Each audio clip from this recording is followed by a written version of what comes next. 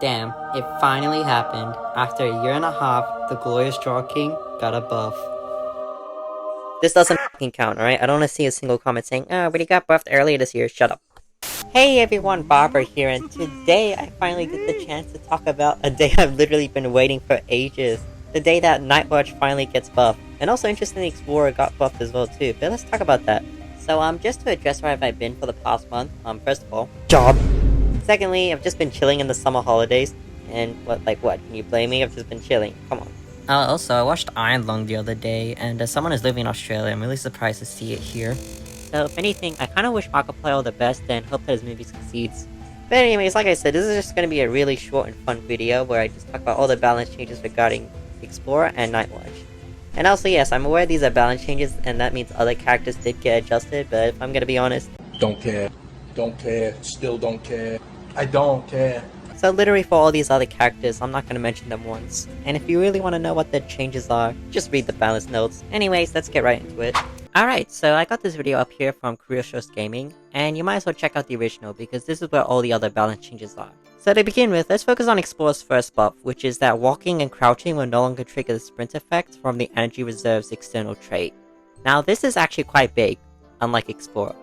Get it? Because when Explorer uses the book, he's being small, and the joke is I'm basically saying that the buff is big, but it's unlike Explorer because it shrinks down, which makes it not big. So you might be wondering, how would I apply this in a real match? Well, the truth is I actually had some time to play with it after the buff in rank, and this is how I'll use it. Here's an example. Say I'm being chased by this hunter, right, and I need to hide. Normally I just hide like this, but notice how during my walking and crouching, I would be getting my 25% boost here, and it doesn't show up. I only get it when I'm standing still. As you can see, yeah, now it shows up. And I can just walk away, right? With that movement speed boost. So you'd think, oh, then how can you trigger it when you're running? Well, all I need to do is just press this once, and I'm continuing back to hiding.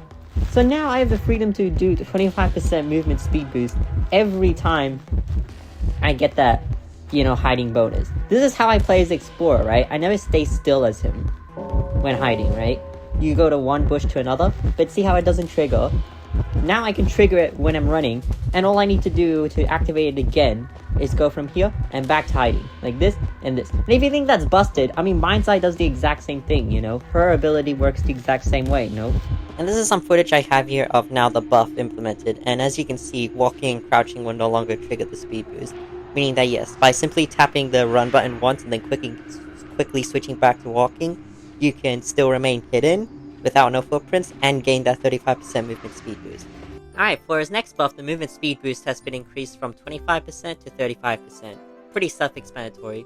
Although I will mention that now with the default running speed of a survivor, this new speed boost means he can nearly outrun a hullabaloo. For his next buff, Explorer can now interact with windows, pallets, and the rocket chair while tiny. But if I'm gonna be honest, for the first two, I just laugh at this, cause come on, my muscle memory has been doing that for ages. I have been kiting hunters all the time while tiny and just immediately go whoop, whoop. It's not that hard, alright? I've done it all the time. What is interesting though is when a survivor gets put on the chair, because normally when you go up to hunters and you have to approach a chair, right? Normally you would have to exit, but in that time they can tell now you're having the intent to rescue. Now I can just stay tiny and do this and this and this, and they have no clue, and I can just immediately rescue. Now for these final two buffs, there's really nothing for me to analyze from pre and post implementation, so I'm just gonna go over them really quickly. So firstly, the calibration success rate bonus has been increased from 0.8 to 1.2. Again, pretty self-explanatory. And when it comes to as an Explorer, I always recommend collecting the pages first, unless they spawn away, then do the ciphers. Because by page collecting, you can benefit from audience effect, avoid famine, and also basically decode while tiny, which will make you harder to spot. And for his final buff, it's add an interface prompt for drop pages. Now I'm gonna be honest, I actually don't know what this is. I haven't had a chance to play with another Explorer in rank, and I haven't had an ability to test it out. Apparently Crucio says it's the drop page, but this is wrong, because that's always been there, so I honestly don't even know what this means. If anybody knows, please let me know in the comments. Now since that we reached the end of all of Explorer's buff for the season, I will give my honest and personal thoughts about this. I genuinely thought he didn't need a buff. I was pretty satisfied the way he was. But hey, if Nettie sees him as weak, I ain't complaining. Now if I'm gonna be honest, most of these buffs are just quality of life balance changes, like being able to vote and rescue while tiny. But I think 35% speed boost is actually quite insane. especially with that little exploit that I showed you can use it while being tiny. Now, if it was up to me and I was told, how would I buff Explorer? I've got an idea, but fair warning, this is a joke and it might disturb some of you. I propose that when you are tiny and the hunter approaches you, you can have a second button that when you approach the hunter up close, you can use the book to basically scroll and stun the hunter. And here's a very family-friendly visual for that. I'm gonna have to shrink between the molecules to get in there.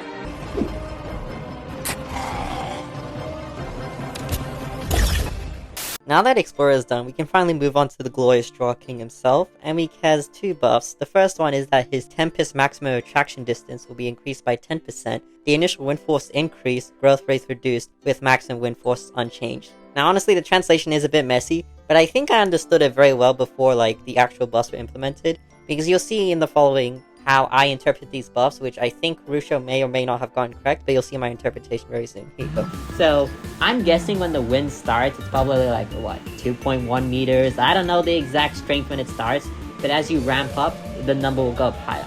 So now, it's 10% longer, and the pull distance is going to be stronger. So let's just test it out. Wait, let me just also try and get you right up to the edge of the wall.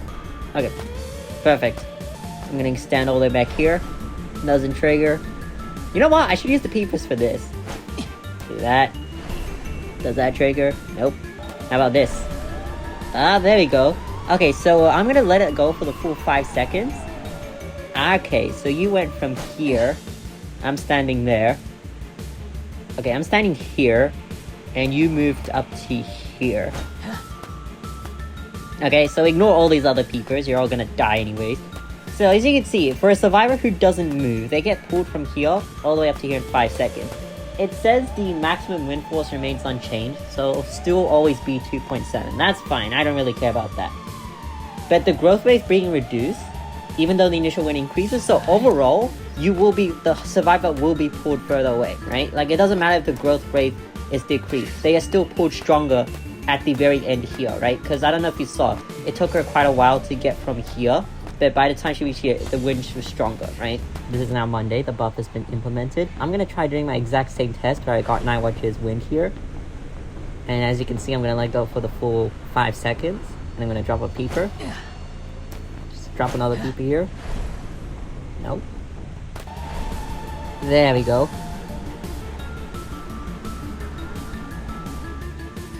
Whoa. So I'm all the way here. The survivor got pulled up to here. Drop a peeper.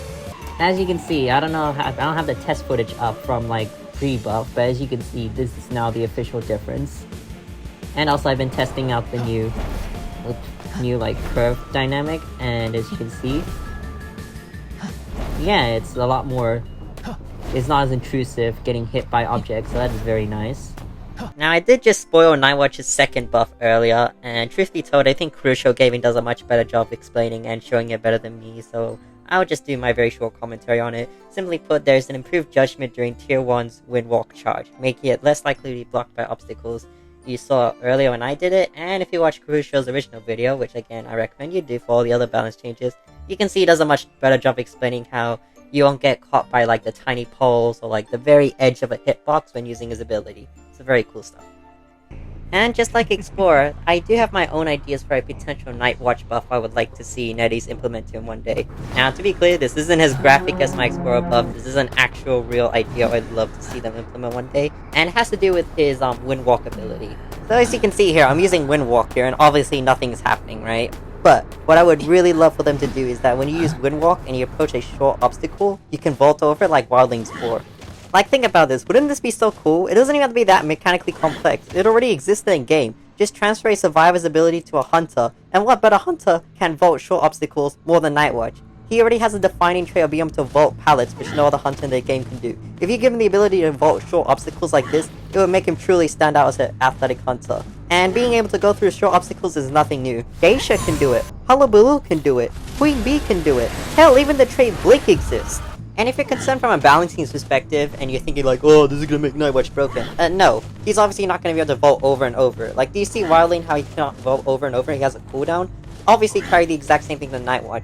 Hell, you can even make it so that one of his wind bars, you have to use one to be able to vault one short obstacle only, right? And if you want to vault again, you have to use another one. See? And also, finally, if you think they're never gonna implement something like this because it's like a fundamental change of the character, I mean, they did just give Naya the ability to enter Slipstream without using her harpoon, so who knows, right? Please make this happen, Niddies, come on.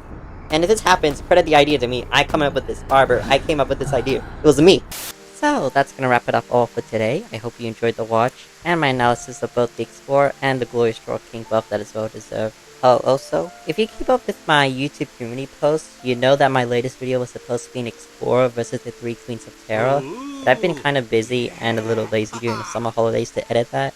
And I would edit it right now, but since Season 41 has started, there's some very interesting Nightwatch and Ripper content that's currently out, so my focus will be on that. So until next time, see ya.